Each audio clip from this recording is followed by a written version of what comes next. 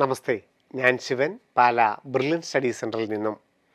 KEAM 2024 online application April 17 വരെയാണ്.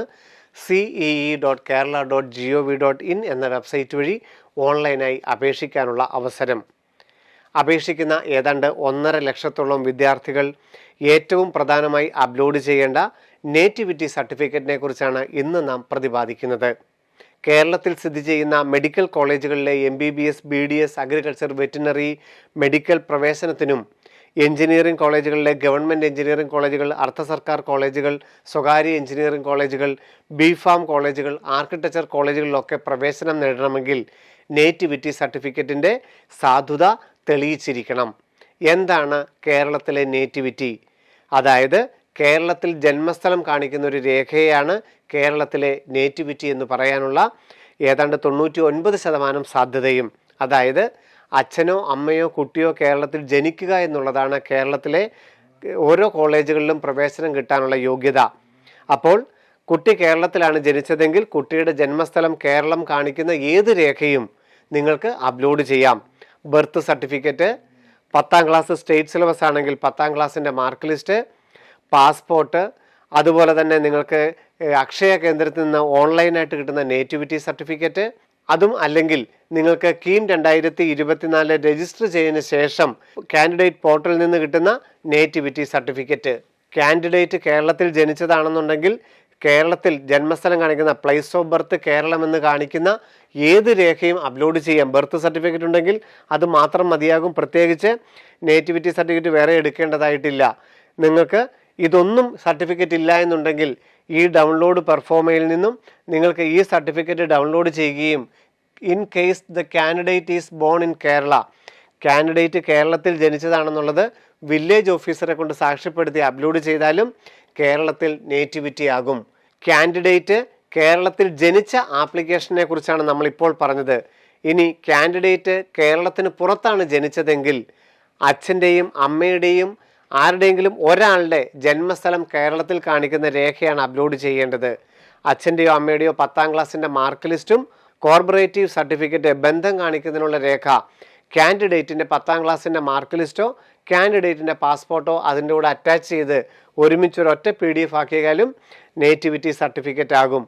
അതല്ല എന്നുണ്ടെങ്കിൽ കീം 2024 രജിസ്റ്റർ ചെയ്തതിന് ശേഷം നമുക്ക് കേരളയുടെ ഡൗൺലോഡ് പെർഫോമയിൽ നിന്ന് ലഭിക്കുന്ന ഈ നേറ്റിവിറ്റി സർട്ടിഫിക്കറ്റിൻ്റെ 2ാം ഭാഗത്തിൽ in case any of the parents are born in Kerala, ഇത് കേരളത്തിലെ വില്ലേജ് ഓഫീസറെ കൊണ്ട് സൈൻ ചെയ്ത് അച്ഛൻ അല്ലെങ്കിൽ അമ്മ കേരളത്തിൽ ജനിച്ചു എന്ന് പറയുന്ന രേഖ അപ്ലോഡ് ചെയ്താലും കേരളത്തിലെ ഗവൺമെൻറ് കോളേജുകളിലും സ്വകാര്യ കോളേജുകളിലും ഉൾപ്പെടെയുള്ള എല്ലാ കോളേജുകളിലും കേരളൈറ്റ് വിഭാഗമായി പരിഗണിക്കും. അച്ഛനും അമ്മയും കുട്ടിയും കേരളത്തിൽ ജനിച്ചിട്ടില്ല എങ്കിൽ കുട്ടിയുടെ വിദ്യാഭ്യാസ കാലയളവിൽ 5 വർഷമെങ്കിലും കേരളത്തിൽ സ്ഥിരതാമസമാകുകയോ അല്ലെങ്കിൽ കാൻഡിഡേറ്റ് 8 മുതൽ 12 വരെ കേരളത്തിൽ പഠിക്കുകയോ ചെയ്തു കഴിഞ്ഞാലും കേരളൈറ്റ് 1 എന്ന വിഭാഗത്തിൽ പരിഗണിക്കും. കേരളൈറ്റ് 1 എന്ന വിഭാഗവും കേരളൈറ്റുമായിട്ടുള്ള വ്യത്യാസം എന്താണ്? കേരളൈറ്റ് ആണെങ്കിൽ ഇതിൽ ആരെങ്കിലും ഒരാൾ കേരളത്തിൽ ജനിച്ചിട്ടുണ്ടെങ്കിൽ ഇവിടുത്തെ കമ്മ്യൂണിറ്റി റിസർവേഷൻ അടക്കമുള്ള മുഴുവൻ സീറ്റുകൾക്കും അർഹതയുണ്ടായിരിക്കും. എന്നാൽ കേരളൈറ്റ് 1 ആണെങ്കിൽ അച്ഛനും അമ്മയും കുട്ടിയും കേരളത്തിൽ ജനിച്ചിട്ടില്ല, 8 മുതൽ 12 വരെ പഠിച്ചിട്ട് മാത്രമേ ഉള്ളുവെങ്കിൽ അല്ലെങ്കിൽ 5 വർഷം സ്ഥിരതാമസം മാത്രമേ കേരളത്തിലായിട്ടുള്ളൂവെങ്കിൽ കേരളൈറ്റ് 1 മാത്രമേ ആവുന്നുള്ളെങ്കിൽ ഗവൺമെൻറ് സീറ്റുകളും സ്വകാര്യ സീറ്റുകളും കിട്ടും. പക്ഷേ കമ്മ്യൂണിറ്റി റിസർവേഷന് അർഹത ഉണ്ടായിരിക്കുന്നതല്ല.